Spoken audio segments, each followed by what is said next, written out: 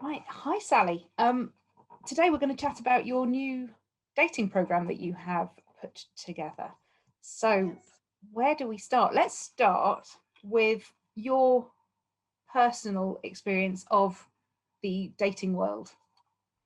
Online dating. So I'm one of three generations of social media online dating successes.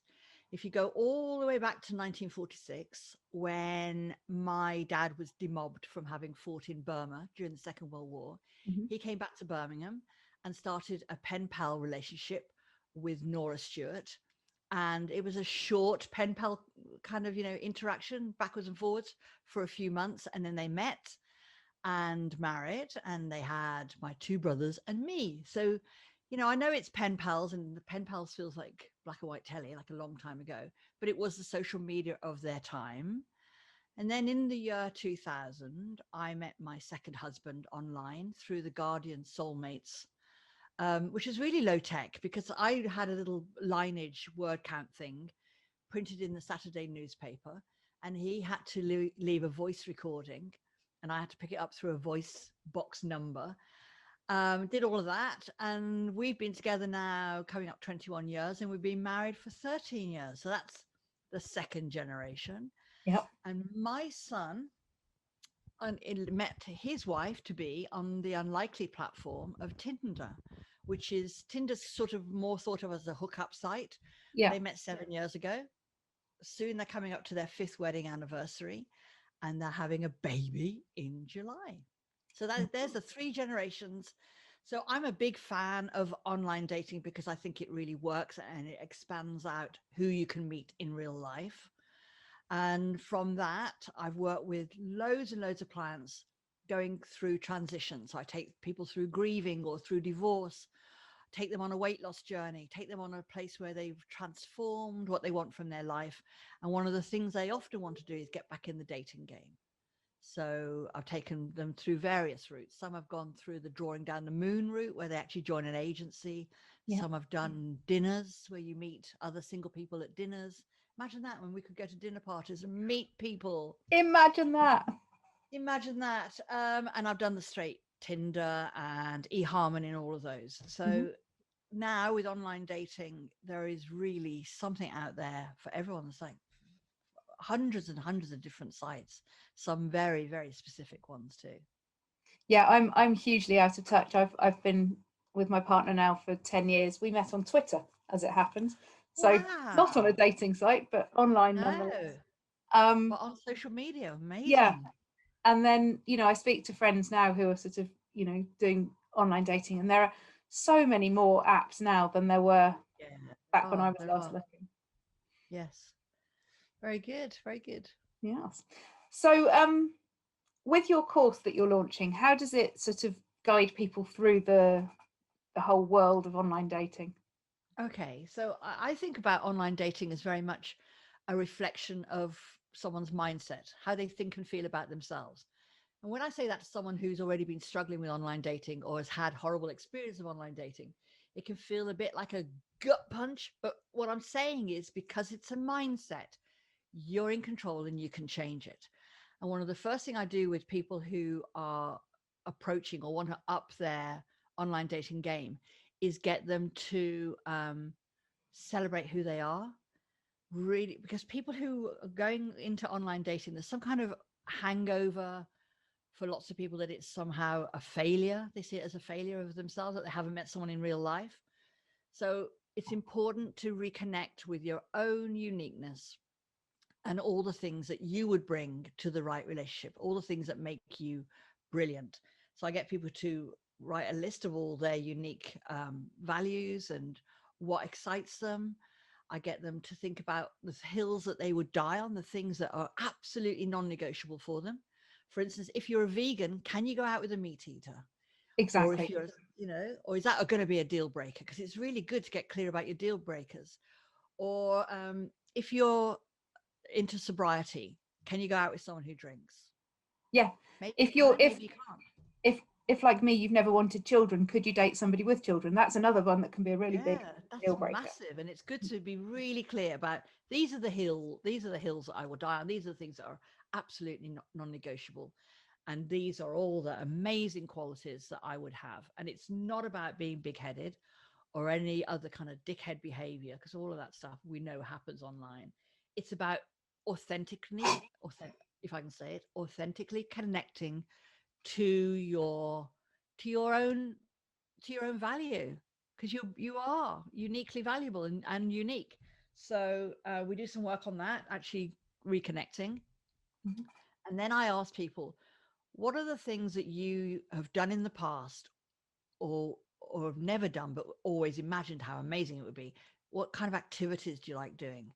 And often you'll find that people used to love singing in a choir or going skating or rowing or sailing, and they've let it go and not, don't do it anymore. People lose the activities for some reason, stop doing all of the things that used to support their mental well-being. Or if you're a dog lover, and you've got a dog and your big thing is walking the dogs and how great that is, it's really important that you remind yourself of all the things that you love doing. Or maybe you've only ever dreamed about, one day I'd like to go rock climbing in Cornwall, or one day I'd like to do this. Then it's an opportunity to write all of those things down. And so we're reminding people of their unique value, and then we're reminding them of the things they like to do.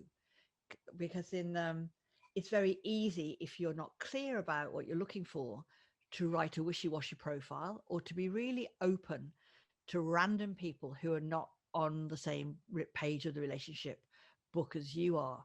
And I have it all the time from clients who get their fingers burnt with online dating, especially older women who are coming back into dating, say, oh yeah, but he was 28 and he was really keen and we met up and it was a disaster. And you think, but when you actually do the work with them, and we will find out actually they're looking for someone who's 55, whose kids have grown and left home. And then it's clear that they should never have been tempted by the 28-year-old, because he wasn't for them. Yeah. So clarity is a way of protecting yourself as well. You And I can suppose refocus on what you want. if we put this in a sort of a different context, but I know there's the saying that you should never judge a book by a cover, but let's say you go into a bookshop, you do actually get drawn towards the type of books that are the ones that feel right. And it's kind of the same. You wouldn't, in terms of going book shopping, you wouldn't go to the horror aisle if you know you hate horror books. You wouldn't go to the Exactly sci-fi. that. And yet on online dating, sometimes I think we kind of think, oh goodness, I'd better accept all the dates. Yeah, yeah. And also, because you go into online dating with an expectation, you can get love bombed, which is a thing that happens on. So I cover in the online dating, I cover the red flags of people who breadcrumb you, only make contact with you on occasion, give you a little bit of themselves and then withdraw. Or the love bombing, where if you took a moment to stand back and think, whoa, why am I getting all this attention? Why does he want to, or she want to text me 20 times a day? If it's something you're comfortable with, then that's fine. But if it's something you're feeling uncomfortable with, then that's a red flag. So part of the course is increasing your own sense of intuition, because we're all different. Some person getting 20 texts a day is going, wow, this is amazing, 20 texts a day off this person. Somebody else who's already busy or got lots of other things going on in their lives is going, wow, it's too much. But taking that information and checking in with yourself, does that work for me, or is that like, whoa, too scary? Some people Sorry, might be. I'm Yeah, laughing because carry on. it just reminded me of an experience I had. Sorry, I know we're just talking about your course, but this just made me giggle. This was, I mean, years ago. I had arranged to go on a date with some guy. I can't remember. It was from some online thing, Match probably. Don't remember. And he'd been texting, and that was fine, and it all seemed okay. And then a huge bouquet of flowers turned up to my work, Mm. which made me feel so incredibly uncomfortable. Like, dude, you've never met me. You've clearly gone on my website to find the address of my work. This feels very uncomfortable. Yeah, yeah, yeah. It's too much. And Too much. yeah, that meant that date was off to a no starter. I went. He was pleasant enough. but he had already given me so many red flags with that huge bunch of flowers that Yeah. no. Yes. I got a blind date I hadn't met as yet sent to my office. We were both worked in the West End. He worked in advertising. I was working in film. And he sent me a pair of Agent Provocateur um, pink mules. So they had high heels and they were really narrow. I could barely get my great clod-hopping feet into these tiny little pink furry mules. I thought, God, I can do nothing but disappoint this man. He got off on fantasies that were not even physically, not even physically able for. So Yeah, yeah, I think this guy thought, oh, girls all like flowers, therefore. yeah, Yeah. yeah. It's we all have these incredible stories, and dating is before the pandemic. Dating became a bit of a numbers game, and there were so many sites, and you could be in touch with different people every day of the week.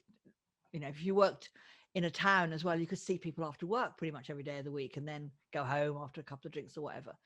The pandemic, if anything, has raised the dating bar. So now, if we are interested to meet someone, we really want to have taken the time to have an authentic connection with them and find out whether we've got anything in common with them before we risk a contagious disease. So, in lots of ways, the pandemic has raised our dating bar. Dating, especially online dating, has been a time poor activity for a long time. And now we've actually got the time to give it our attention. There are good people out there for all of us. They just can't find us. So, yeah. Yeah, and I think just sort of bringing this to how it's relevant for the ladies in the hub and things like that. A lot of women in their sort of 40s and 50s find themselves out of one relationship and looking for another one, and Yeah. maybe are currently dealing with teenagers at home and want to just have that almost that escapism as well. And I think your course is coming at a really good time for that it's giving people the chance to spend some time on themselves Yeah. so that when they move forwards in the right direction. I mean, I remember back when I was, woefully single through a phase of really anyway. And people would always go, oh, when you stop focusing on it, you'll be, the right person will come, which all ties in with what you're saying about focusing on what actually you want, what you need, what's right for you, putting yourself Yeah. first, then the right people turn up, don't they? Whereas, They do. I was They do. 100% guilty of the, oh, I must find a man.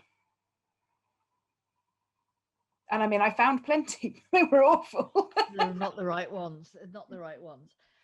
If people think of online dating and think it's only for young people looking for their first love, it's really not the case anymore. No. You're absolutely right. People come back to dating. Very few relationships now are till death us do part. It's just the way of the world. Mm-hmm.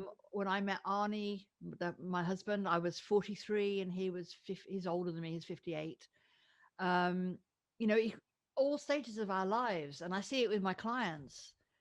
And there are great matches out there for you. It's just about you getting clear. Once you're clear, then you attract the people that fit your brief. You do. Yeah. Which I And I think, do this. Go sorry, on. carry on.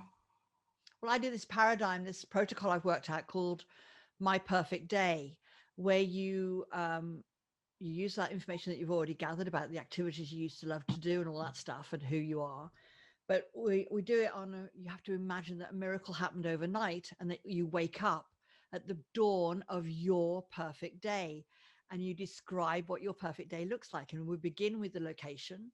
Like, are you waking up in a 5-star hotel suite with Egyptian cotton sheets, looking out over a view of a city, or where are you? Or are you opening the back doors to a camper van, looking out over a beach, and with a sea rolling in, the sound of the waves hitting the shore? Because each scenario, or if you're in a yurt in the middle of nowhere in Mongolia, all of those three different scenarios say myriad things about you.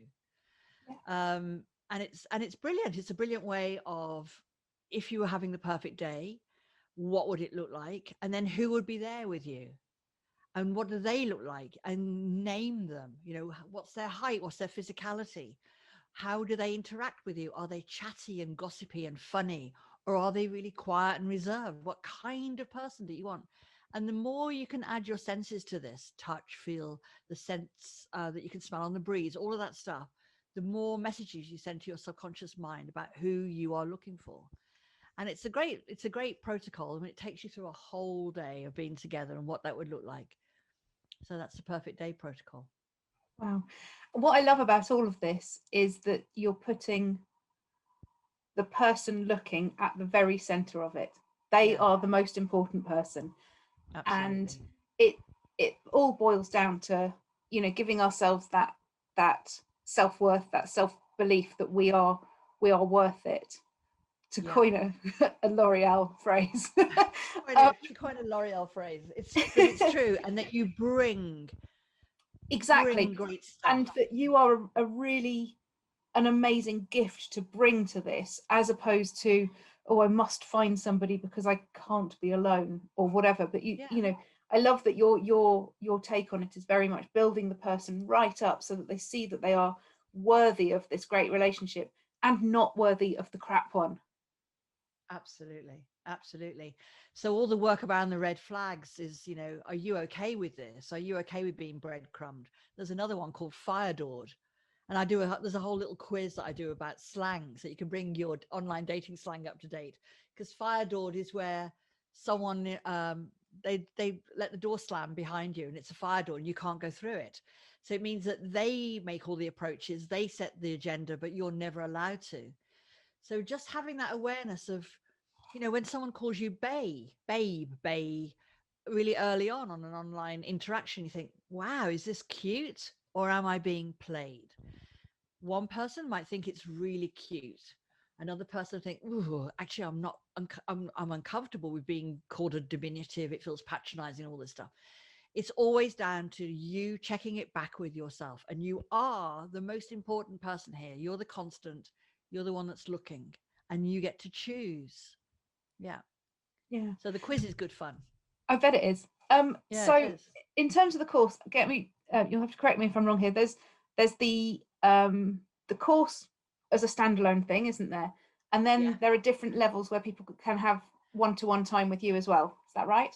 Yes. The whole course is a complete course and it includes some visualizations, closing doors on the past. If you've got old heartaches and things that you need to let go of, that visualization will really help you. Another one where you picture your future self and you can really see yourself as the future as you want to be. So and then another is stepping into your power where you can really, really feel and own your own self-worth. And then there's another couple of therapeutic techniques as well, EFT and PS Tech, if you need to clear old stuff. So they're included all in the course. And then if you've got trauma or real heartache that is blocking you from moving on, you can upgrade to one additional session with me, 90 minutes, where we will clear whatever stumbling block is stopping you from finding the love in your life that you deserve and you should have.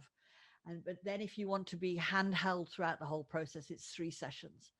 But it's all there in the PDF that you download and fill in by hand. And it's a fun, exhilarating thing to do. And it's full of aha moments. You'll be amazed who you think you are looking for versus who you're actually looking for after you've done this process can be very different. I can And when you've imagine. got that clarity, you can just run with it. So yeah, Awesome. it's good. So I will put all the details for how people can join up. I will sort of edit that onto the end on Great. a thing, and then when we share it everywhere, then we'll put the links into comments as well. Lovely. But it's wonderful. Thank you so much, Sally. I hope lots of people sign up so we can get great success. Me too. Thank you very much. Thanks.